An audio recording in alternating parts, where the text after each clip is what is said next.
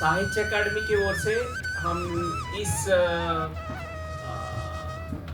भारतीय कला महोत्सव के अंतर्गत कुछ कार्यक्रम हम लोग आयोजन करना चाहते हैं और उसके अंतर्गत आज साहित्य अकादमी की श्रृंखला के अंतर्गत एक कार्यक्रम है फेस टू फेस, आमने सामने। इसमें क्या होगा? इसमें यह होगा कि हमारे बीच में उपस्थित साहित्य अकादमी की बाल साहित्य पुरस्कार से पुरस्कृत प्रख्यात लेखिका कीर्तिदा ब्रह्मभट्ट जी हमारा बीच में उपस्थित है, जिनको साहित्य अकादमी का 2025 का पुरस्कार मिल चुके हैं। और उनके साथ बातचीत करेंगे और एक प्रख्यात गुजराती लेखक कल्पेश पटेल जी जो हमारा साथ में है। उन दोनों के बीच एक संभाषण के रूप में उनका जो मैडम का जो अनुभव मैडम साझा करेगी, जिसकी माध्यम से हम लोग कुछ पता चलेगा कि भारतीय साहित्य में बाल साहित्य का योगदान क्या है और इत्यादि। Sahitya Academy has got very prominent programs like many other programs. Out of that, we have one program called Face to Face. As part of that, our Sahitya Academy collaboration with South Central Zonal Cultural Center, Nagpur, and as part of Bharatiya Kala Mahotsav that is being organized here in Rashtrapati Nilayam, Bollaram, Hyderabad. So we are conducting a program with the one who has got the Bala Sahitya Puraskar from Sahitya Academy.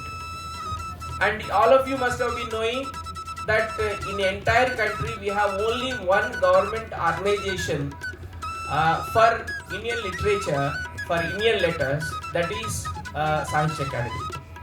And Sahitya Academy is an autonomous body that works under Ministry of Culture, Government of India.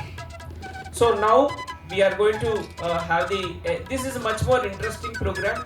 I think you might have not seen before this.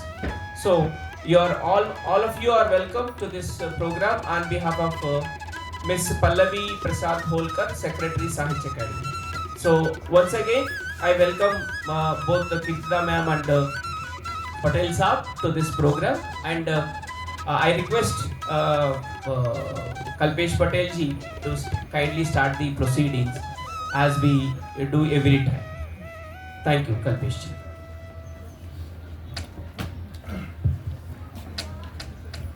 केंद्रीय साहित्य academy Delhi के द्वारा आयोजित इस कार्यक्रम में शरीक होने का अवसर सर आपने दिया, तो हम आनंद की अनुभूति करते हैं। सुरेश जी,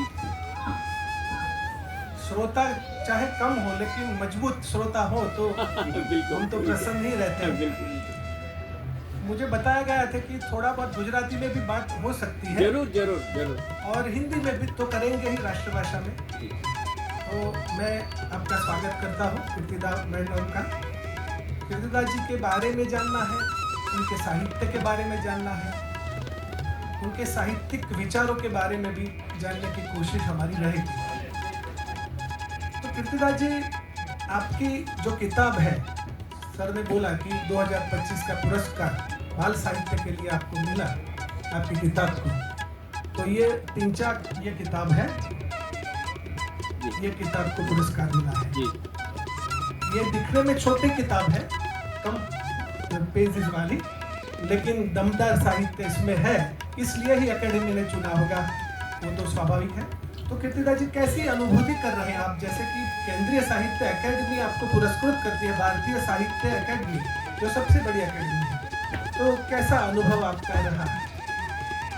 जैसे किसी भी काम की सराहना अच्छी ही लगती है, तो केंद्रीय साहित्य अकादमी ने मेरे इस पुस्तक को 2025 के बाल साहित्य में पुरस्कृत किया है, तो मैं खुशी का अनुभव कर रही हूँ। बहुत अच्छा। और मुझे एक साहित्यकार होने के नाते और पाठक होने के भी नाते एक सवाल होता रहा कि ये 3-4 ऐसा जो नाम है, शीर्षक तो बड़ी बात होती है हर किताब के लिए, तो ये 3-4 शीर्षक आपने क्यों सोचा और इसका मतलब क्या है? इसे हिंदी में बोलेंगे तो क्या बोलेंगे? जैसे टिंचक वैसे तो एक शीर्षक काव्य भी है मेरे इस कलेक्शन में। टिंचक का मतलब होता है टकराना। खासकर छोटे बच्चे कंचे जब खेलते हैं ना, तो कंचे खेलते वक्त उसका उपयोग करता है, इस शब्द का प्रयोग करते हैं। एक्चुअल में ये काव्य का सर्जन ऐसे हुआ था कि मेरा पोता आंगन में खेल रहा था सुबह में, सूरज की किरणें उसकी आंखों में आई, उसे टिंचक वर्ड से परिचित था, तो उसने दौड़ के आकर कहा, देखो ना ये सूरज दादा मेरी आंखों में टिंचक कर रहे हैं। और उस पर से मुझे एक काव्य सूझा कि सूरज दादा आंख में आवी रोज करे टिंचक, आंख उगाड़ी राखू एमा मारो शू छे बाग। मतलब कि सूरज दादा आंख में आकर टकराते हैं रोज, आंख खुली रखता हूँ इसमें मेरा क्या है दोष। कड़ी धूप बरसाते हैं तो होते हैं हैरान, तेज धूप बरसाकर सबको करते हैं ललकार, मानो धरती मैया को है आया तेज बुखार। सूरज दादा आंख में आकर टकराते हैं रोज, पंछी छुप जाते हैं कैसे करूँगा उनकी खोज। सूरज दादा आंख में आकर टकराते हैं रोज। ऐसे करके उस पर एक बाल काव्य बन गया हमसे। जी बहुत अच्छा, आपने पठन भी बढ़िया किया। और ये हिंदी में आपने ही तर्जुमा किया है क्या? हाँ जी, वो गुजराती में लिखा हुआ है। अच्छा। इसका ट्रांसलेशन मैंने हिंदी में और किया। मैंने सुना है कि आप हिंदी में भी थोड़ी बहुत रचनाएं करती हैं। हाँ, हिंदी में काव्य रचना की और खासकर बाल काव्य की रचना करने की शुरुआत हुई है जी। वह भी मेरे पोते और दोहित्र की वजह से हुई है, क्योंकि आजकल इंग्लिश मीडियम का ज़माना है, तो बच्चे इंग्लिश या हिंदी को प्रायोरिटी देते हैं, तो उनकी वजह से मैं हिंदी में भी सृजन कर रही हूँ। और हिंदी में होगा तो सारे भारत में उसका वो प्रचार और प्रसार हो सकता है, पाठक ज़्यादा मिल सकते हैं। सही बात है। इस टिंचक में कितने काव्य हैं और खासकर इसके विषय के बारे में, काव्यों के विषय के बारे में भी थोड़ा बताया जाए तो अच्छा रहेगा। टिंचक में 50 काव्य पोएम्स है। उसके विषय में तो बच्चों की छोटी बड़ी हरकतें, चेष्टा, शरारतें, उनके स्वप्न, उनकी जिज्ञासा, उनका कौतूहल, प्रकृति को देखने का उनका नज़रिया। और आजकल के बच्चे जो robot, space shuttle, space, mobile, computer, laptop, iPad वगैरह का उपयोग करते हैं, तो उस का भी समावेश मैंने इस काव्य संग्रह में किया है। बहुत अच्छी। मैं दर्शकों को, पाठकों को ये भी बताना चाहता हूँ कि मैडम जी गुजरात सरकार की उच्च सेवा में रही हैं, सरकारी सेवा में उप सचिव, अधिक सचिव के ओहदे से निवृत्त हुई है। तो एक और ये प्रशासनिक जिम्मेदारियाँ और दूसरी तरफ ये साहित्य, तो इसका मेल जोल आपने कैसे किया? और क्या ये नौकरी की जिम्मेदारियाँ आपके लिए प्रतिकूल होती थी या सर्जन होता रहता था? वो आप अपने तरीके से कैसे वो सेट करती थी? वैसे तो मेरा व्यवसाय और मेरा कौटुंबिक जिम्मेदारियां मेरी प्राथमिकता रही है, पर फिर भी मुझे बच्चों से पहले से लगाव था। और उसमें भी अपने घर में बच्चे हों तो बात ही कुछ और होती है, और उन बच्चों की वजह से मैं लिखने लगी। काव्य का सर्जन ऐसा है कि वो समय नहीं मांगता। जब भी दिमाग में कोई मुखड़ा स्फुरता है तो पेपर पर अगर उतार लिया तो काव्य हो जाता है। उसके लिए गद्य की तरह टाइम की ज़रूरत नहीं पड़ती है। इसी वजह से मैं आसानी से काव्य लिख सकती हूँ, और मेरे पास काव्य संग्रह भी बने हैं। अगर मुझे गद्य लिखना हो तो मेरे पास टाइम होना चाहिए, जो मेरी व्यावसायिक कौटुंबिक जवाबदारियों की वजह से, जिम्मेदारियों की वजह से मैं उस वक्त नहीं कर पाती थी। वैसे मैंने ये व्यावसायिक जिम्मेदारी भी मेरी ऐसी थी कि पूरा समय शायद घर को भी बाजू पर रखकर कई बार मुझे काम करना पड़ता था, पर फिर भी घर के मेंबर्स के सपोर्ट से मेरा सर्जन तो होता रहा है, उस सर्जन को ग्रंथस्थ भी करवा सकी हूँ। बहुत अच्छे। तो परिवार की बात आपने छेड़ी, आप महिला है और महिलाओं की जिम्मेदारियां हमारे भारतीय जीवन में ज़्यादातर है, खासकर कुटुंब जीवन में। तो मैं ये भी आपसे पूछूंगा कि आपके परिवार ने कैसा सपोर्ट दिया आपको, जैसे कि आपके माता पिता या आपके पति, बच्चे। और मैंने सुना है कि आपका पोता आपका पहला पाठक है, इनका पोता पहला पाठक है इनका, तो इसके बारे में भी थोड़ा जानना है हमें। मैं कुटुंब के बारे में बात करूं तो मेरी माता शिक्षिका और वो बहुत चुस्त थी भाषा शुद्धि के बारे में। उनके पास से हमें भाषा का ज्ञान अच्छी तरह से मिला है। दूसरा, वो बहुत अच्छा गाती थी, तो उनके मधुर कंठ से मैंने बचपन से ही नामांकित गुजराती हिंदी कवियों के गीत सुने हैं। शायद उसका लय और प्रास मेरे खून में घुल गया होगा, जिसकी वजह से एक उम्र के बाद ये सब फूट कर सारा संचित फूट कर काव्य के स्वरूप में बाहर आता रहा होगा। उसके साथ जो मेरे पोते की बात की इन्होंने, तो जब तक पोता बॉर्न नहीं हुआ था तब तक जो काव्य होते थे वो अंतःस्फुरणा से ही हुए हैं, उसे बनाने की कोशिश कभी नहीं की गई थी। लेकिन मेरे पोते के जन्म के बाद उसकी फरमाइश पर काव्य बनने लगे।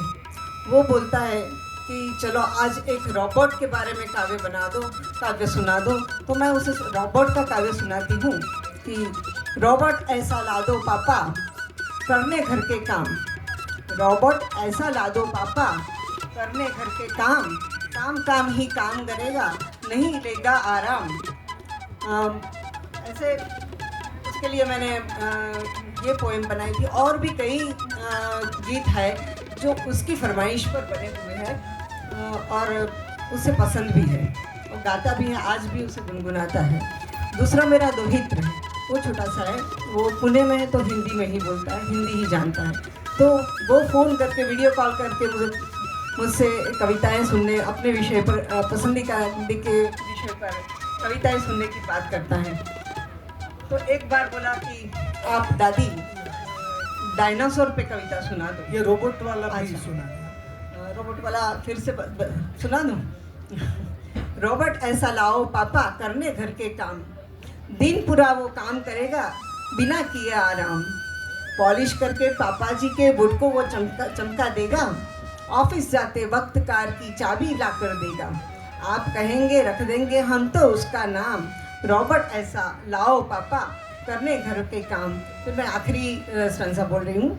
घूमूंगा दोस्तों को लेकर हाथ, दोस्तों का लेकर हाथ में हाथ में थाम, दादाजी के पास बैठकर पढ़ेगा वो अखबार, रॉबर्ट पढ़ेगा, दादाजी के पास बैठकर पढ़ेगा वो अखबार, दादाजी पर करेगा भक्ति गीतों की बौछार, दादा कहेंगे घर में आए ये तो रॉबर्ट राम।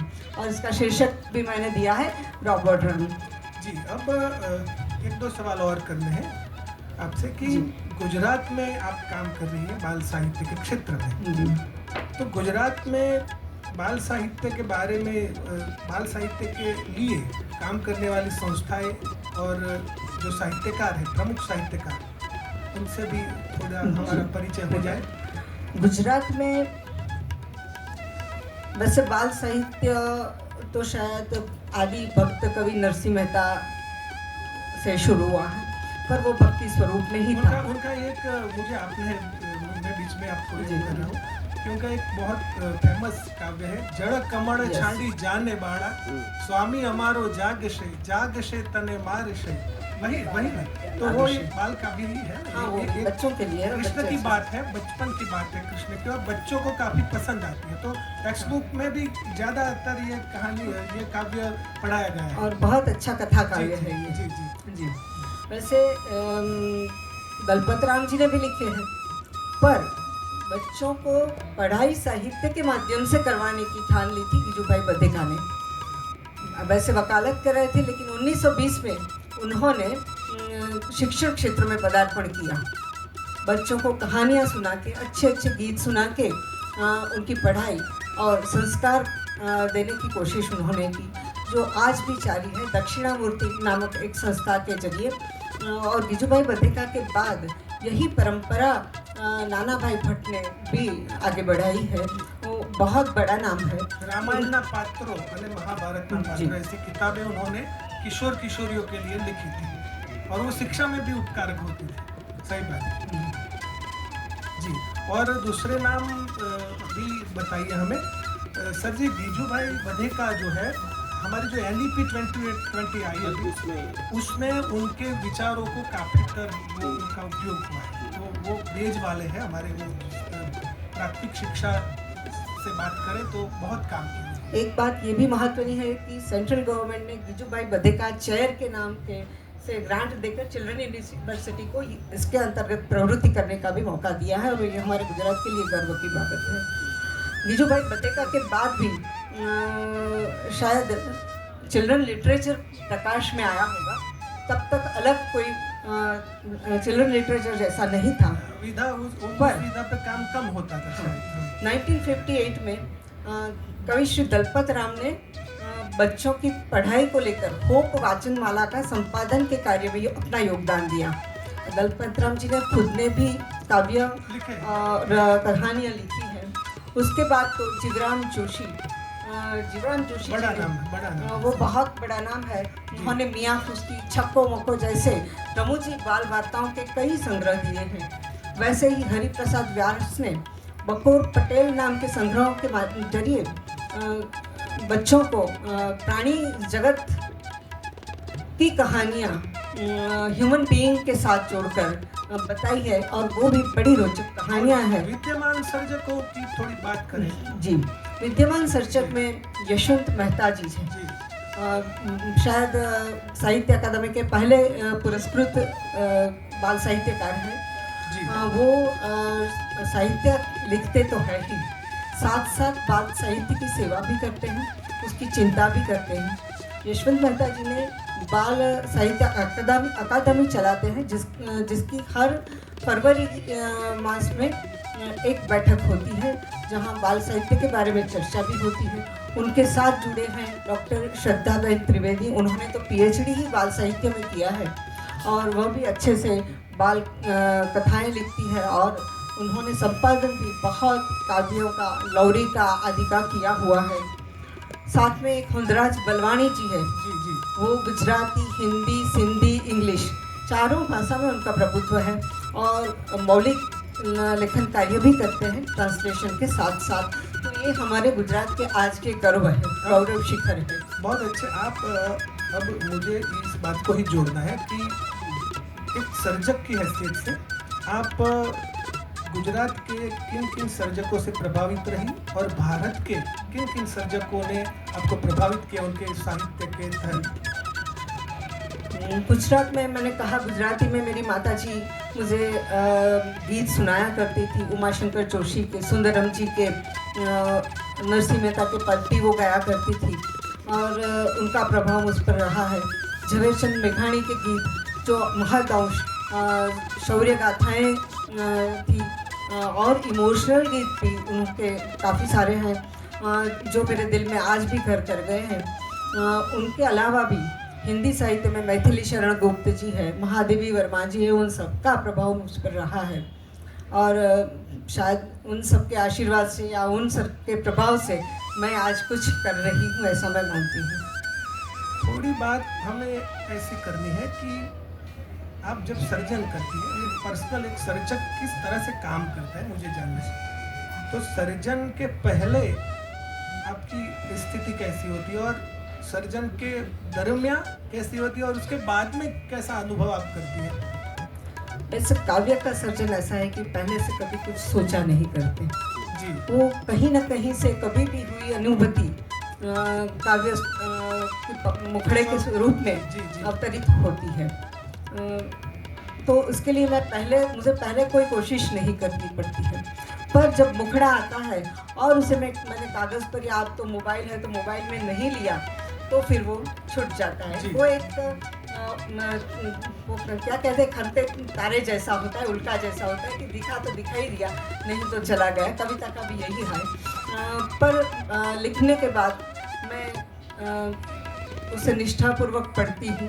लय में है, प्रास में है, कोई शब्द अनुचित तो उसमें नहीं आ गया है और उसे फाइनल करती हूँ। जब बच्चों के बारे में लिखती हूँ तो मेरी कविताओं की पहली श्रोता और विवेचक मेरी छोटी बच्ची रही है। जब भी कोई भी सर्जन होता मैं उसे सुनाती थी। उसे अगर पसंद आता है तो उसे मैं अपना प्रमाण मानती थी कि नहीं ये सही गीत है। और आज मेरा पोता और मेरा दोहित्र वही काम कर रहे बड़े हैं। वाले विवेचक माने या न माने, हाँ, बच्चे मेरे सही विवेचक मैं मानती हूँ। बहुत अच्छे, बढ़िया। जैसे कि बाल साहित्य की बात होती है सर, इसमें मेरा पर्सनली ऐसा मानना है कि बाल साहित्य शब्द काफ़ी व्यापक हो जाता है। उसमें एकदम छोटे वाले बच्चे, इनसे थोड़े बड़े किशोर किशोरियाँ, तो आप इसे अलग करके कैसे देखते हैं कि जैसा कि आपका सर्जन है, इनमें जो कृतियाँ हैं ये किशोर किशोरिया के लिए ज़्यादा है या छोटे बच्चे के लिए भी आप लिखती है, एकदम छोटे बच्चों के लिए, तो वो एक पड़कार भी है ना सर्जक के लिए। तो आप इस मसले को कैसे देखती हैं? हाँ, वैसे शिशु काव्य चुटकुले की तरह होने चाहिए, बच्चे आसानी से समझ सकें, उनके पास जो वोकेबुलरी है उसी में वो फिट बैठने चाहिए और बच्चे आसानी से उसे गाकर उसका आनंद उठा सकें, क्योंकि बाल साहित्य सर्जन की प्राथमिकता है बच्चों को आनंद देना। बच्चों को अगर आनंद नहीं देता है तो वो बाल साहित्य नहीं है। तो मैं जब ये सर्जन के बारे में सोचती हूँ और ये जो भेद बताना चाहती हूँ, तो शिशु काव्य बिल्कुल छोटे 8 साल तक के बच्चे जो पढ़ना मैं सीख रहे हैं, उन बच्चों के लिए सर्जन करना है तो बहुत आसान भाषा में, बहुत छोटी पंक्तियाँ, छोटे छोटे वाक्यों से कहानी बनाकर करना चाहिए। किशोर काव्य है वो भी वैसे तो बच्चे ही है, पर उनके पास नॉलेज थोड़ा ज़्यादा है, वो आसपास के माहौल को समझते हैं, प्रकृति को जानते हैं, उनके पास प्रश्न भी है, कुतूहल भी है, जिज्ञासा भी है, उनके स्वप्न भी है, बड़ा होकर क्या बनना है, क्या करना है, कैसे करना है। तो उनके लिए जो बनाना है वो भी उनकी कक्षा को, उनकी समझ को, उनके स्वप्न को मद्देनजर रखते हुए सर्जन होना जरूरी है। बहुत अच्छी तरीके से आपने बात रखी है कि भाई सर्जक के सामने जो जिम्मेदारी है वो यह है कि वो शिशु के लिए लिख रहा है या बड़े बच्चों के लिए लिख रहा है और वो किस तरह से लिखे। एक बात और बताऊंगी कि बाल साहित्य में शिष्टता अत्यंत आवश्यक है। अगर बाल साहित्य में शिष्टता नहीं है, अभद्र शब्दों का प्रयोग है, तो वो बाल साहित्य कहलाने लायक नहीं, क्योंकि फाइनली बाल साहित्य बच्चों को संस्कार का सिंचन करने के लिए है। जी हाँ, दूसरी बात यह है कि आज के बच्चे पहले के बच्चों से ज़्यादा समझदार हैं, तो उनको बाल साहित्य में कुछ बोध देने की ज़रूरत नहीं है। वो अपने आप कहानी सुनकर, गीत पढ़कर कुछ न कुछ समझ लेते हैं, स्वीकारते हैं। तो अगर उनका घड़तर करना है तो उन्हें ऐसी कहानियाँ सुनानी ज़रूरी है जो उसकी समझ में आए और खुद उसमें से बोध ले सकें। बहुत अच्छे। गुजरात में बाल साहित्य प्रकाशित करने वाली पत्रिकाएं, उसके बारे में थोड़ा बताइए। और मैंने ऐसा भी जाना है कि आप एक मैगजीन से जुड़ी भी है जी, जो सरकार से प्रकट होता है, सरकार के द्वारा बाल सृष्टि बोलते हैं, और गुजरात की हर पाठशाला में मुफ्त में जाता है, हर पाठशाला में। तो उसकी आप संपादिका रही है, तो वो मुझे ये भी जानना है कि वो किस तरह से उसमें जो कृतियाँ आती हैं उसका मूल्यांकन आप कैसे करते हैं आप लोग, और कैसे उसमें सुधार भी हो सकता है, और आप जो भी गतिविधियाँ करती हैं उसके बारे में बताइए। पहले मैं बाल सृष्टि के बारे में बताऊँ।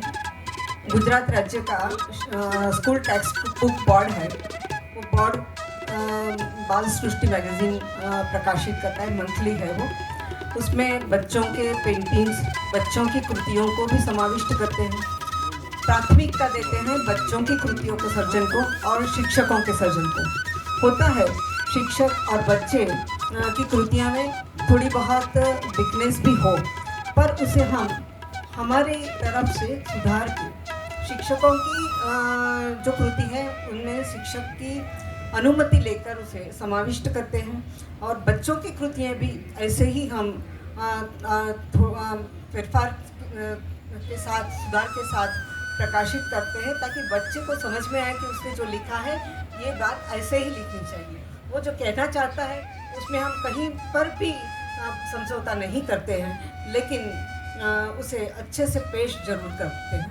और बच्चों से हमें सराहना मिली है, शिक्षकों से सराहना मिली है। शिक्षक फ़ोन करके कहता है कि देखो सुनो मेरे बच्चे गा रहे हैं, इस बार ये बाल सृष्टि का गीत आया है।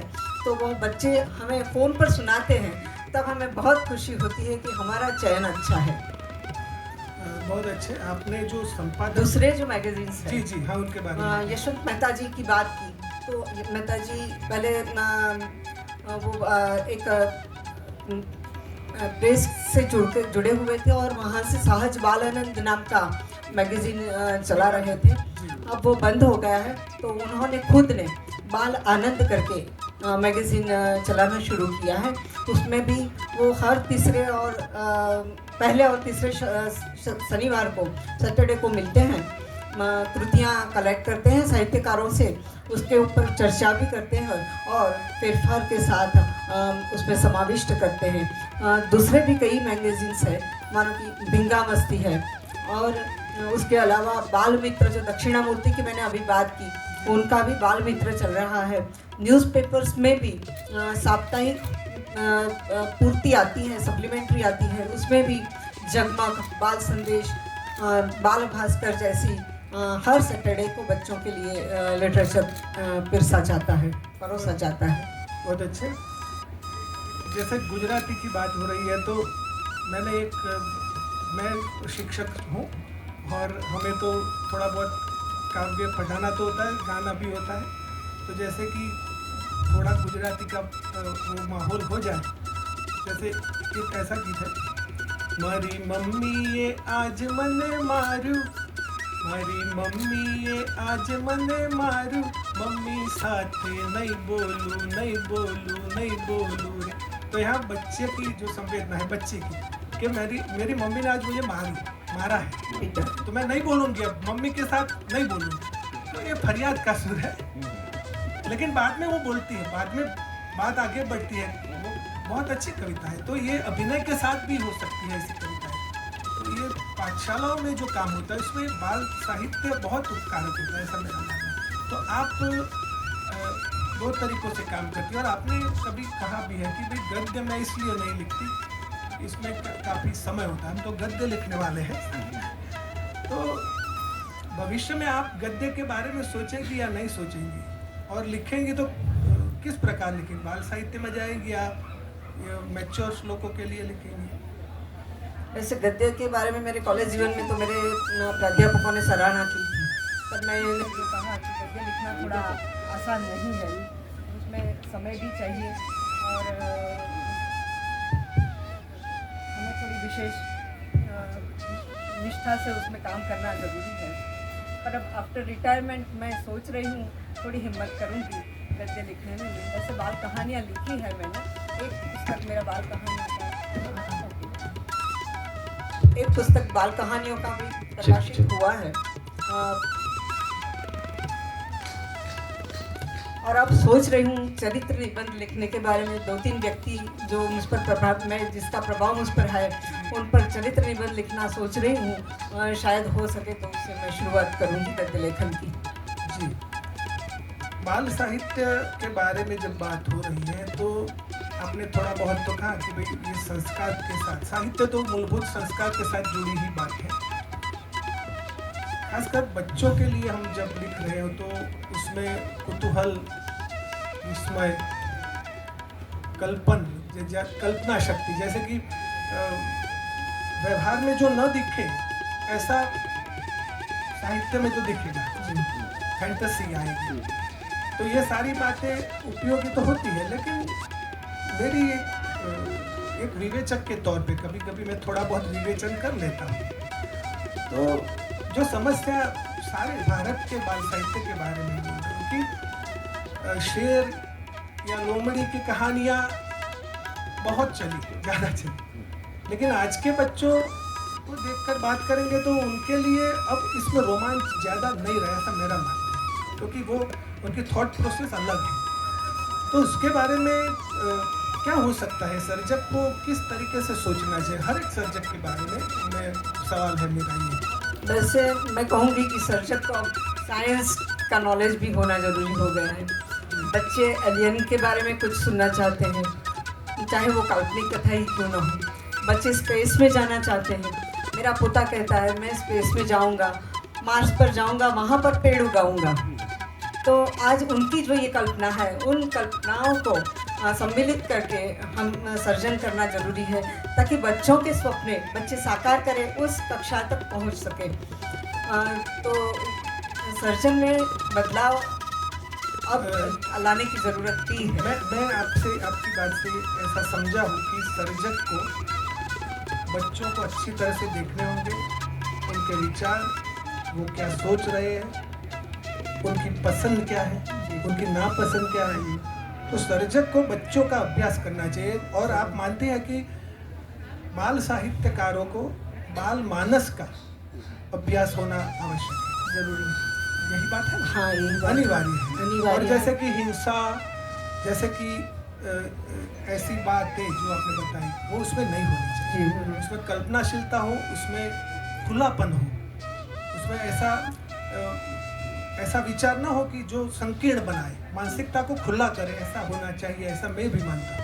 जैसे कि अब एक सवाल, एक अंतिम सवाल करना है, गुजराती में बोलूँ छू। एक महिला છો તમે, મહિલા સર્જક છો, મહિલા સર્જક તરીકે તમે કેવી રીતે જુઓ છો પરિસ્થિતિને? એના લાભ શા છે મહિલા સર્જક હોવાના અને ગેરલાભ તમને શા થયા છે એ જાણવું છે। जैसे मैंने ऐसा सवाल पूछा कि महिला हो आप, तो एक महिला सर्जक को लाभ या गैरलाभ जो होते हैं इसके बारे में बताइए। महिला सर्जक होने की वजह से मुझे कोई गैरलाभ तो नहीं हुआ है, पर एक बड़ी बहन, माता होने की वजह से मुझे बच्चों से बहुत कुछ मिला है, बहुत कुछ सीखने को भी मिला है, बहुत कुछ उन्हीं की वजह से मैं सर्जन भी कर सकती हूँ। तो ये शायद महिलाओं का एक प्लस पॉइंट मैं मानती हूँ कि क्योंकि महिला जो माता है, जो वो बच्चे को जन्म से ही लोरी सुना के सुलाती है। पहले वो फोक स्वरूप में होती है, पर कुछ नया सुनाने की कोशिश में माताएं गीतकार बन जाती है, चाहे वो गीत ग्रंथस्थ हुए हो या नहीं हो। वैसे ही जब बच्चा थोड़ा सा समझदार हो जाता है तो माताएं कहानीकार भी बन जाती हैं। बच्चों को नई नई कहानियाँ, क्योंकि आज के बच्चे की तो डिमांड रहती है कि मुझे नई कहानी सुनाओ। वो पुरानी कहानियाँ सुन सुनकर थक जाता है, एक बार सुनी हुई कहानी भी दूसरी बार सुनने की तैयारी नहीं है। तो मैं माताओं को यही कहूँगी, आज तो माताएं भी काफ़ी पढ़ी लिखी होती हैं, तो आप जो नई कहानी बच्चों को सुनाते हो मोबाइल में, उसके साथ साथ उसे रिकॉर्ड भी कर लो और उसे पेपर पर ले लो, ताकि ग्रंथस्थ हो सके। और आपका बच्चा जैसे वो कहानी सुनकर खुश हुआ है, वैसे ही दूसरे बच्चों को भी लाभ मिल सके। बहुत अच्छे। महिला होने से साहित्य को लाभ होता है। महिला एक साहित्यकार जन्म जाती है, हर एक महिला लिख नहीं पाती, बात अलग है, तंदुरुस्त बात साहित्य, लेकिन उसके पास जो अनुभव जगत है, जो फीलिंग है, जो अनुभूति है, बच्चों का पालन पोषण करने की वजह से और घर चलाने की जो जिम्मेदारियां उनको गढ़ते हैं, तो अगर वो अभिव्यक्त हो जाए तो ऐसे बात बन जाती है, जैसे किंचाक की बात बन गई है। लोरिया की बात आपने की, तो सर जी गुजरात में जो राष्ट्रीय शायर के नाम से पौके गए झवेरचंद मेघाणी, गांधी जी के युग के थे, और हमारी जो एकेडमी गुजरात साहित्य अकादमी का भवन है, उसका नाम भी मेघाणी भवन रखा गया है उनके नाम।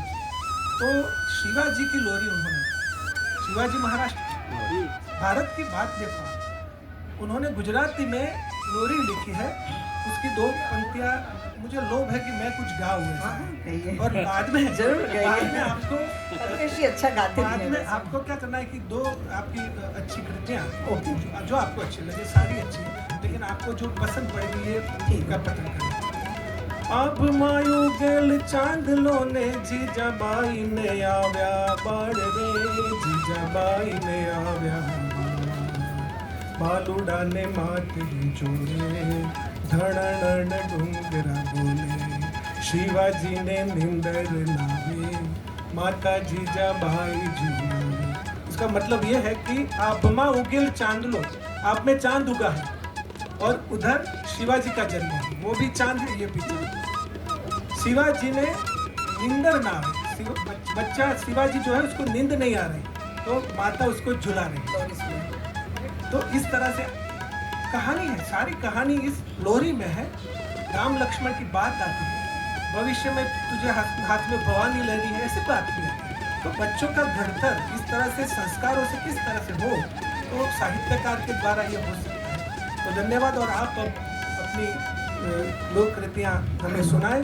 मैं एक गुजराती कविता सुनाती हूँ, एक 3-4 में ही है। इसका शीर्षक है फूल खिल्याने।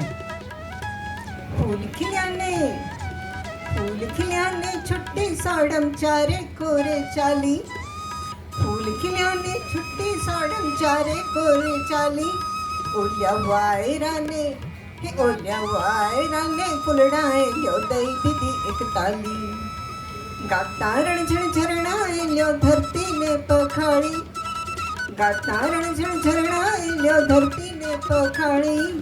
ओल्या झाड़वाने, हे ओल्या झाड़वाने, झरभर झरतो मळी गयो एक माळी। झगमग जगती आकाशे ल्यो घुमी रही एक थाळी, मतलब कि सूरज। झरमर झरती आकाशे ल्यो घुमी रही एक थाळी। ओल्या मांडवाने, मांडवा मतलब मंडप, पृथ्वी रूपी मंडप। ओल्या मांडवाने दशे दिशाए दीधो रे अजवाळी। रातलडीने धरणी माथे हरवे रेने ढाळी। रातलडीने धरणी माथे हळवे रेने ढाळी। ओल्या आभले थी, हे ओल्या आभले थी, चांदली ल्यो ढोळी अमृत प्याली। गडगडता वादळनी वच्चे झरती झरमर झारी। गडगडता वादळनी वच्चे झरती झरमर झारी। ओल्या डोंगराने, हे ओल्या खेतराने, खेतर मतलब खलिहान। ओल्या डोंगराने, हे ओल्या खेतराने, हाक दईने दई दीदी हरियाळी। फूल खिल्याने, छुट्टी साड़म चारे कोरे चाली। ओल्या, अच्छा इसको समझाने की जरूरत है?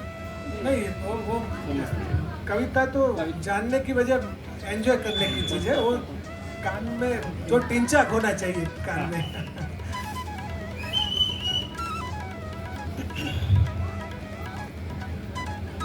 एक गीत हिंदी में लिखा है, सुनो। मेरी मम्मा और पापा का बेटा मैं तो प्यारा। मेरी मम्मा और पापा का बेटा मैं तो प्यारा, और दादा दादी का हूँ बेटा मैं दुलारा। मम्मा मुझसे रोज खेलती, अच्छे भोजन रोज खिलाती। पापा प्यारी मेरी मम्मा का हूँ मैं बेटा बहुत दुलारा। पापा जी के पास बैठकर रोज करूँ पढ़ाई। बड़ा होकर पापा जैसा बन जाऊंगा भाई। पापा भी बोलेंगे मेरा बेटा तो है न्यारा। मेरी मम्मा और पापा का बेटा मैं तो प्यारा। दादाजी रात को खोले कहानियों का थैला। दादाजी रात को खोले कहानियों का थैला। रोज सवेरे बन जाता हूँ बेटा मैं अलबेला। खुश होकर सब कहते हैं अच्छा बच्चा है हमारा। मेरी मम्मा और पापा का बेटा मैं तो प्यारा। जो चाहूँ वो दे देते हैं दादाजी हर रोज। जो चाहूँ वो दे देते हैं दादाजी हर रोज। कई खिलौने लाकर कहते कर ले बेटा मौज।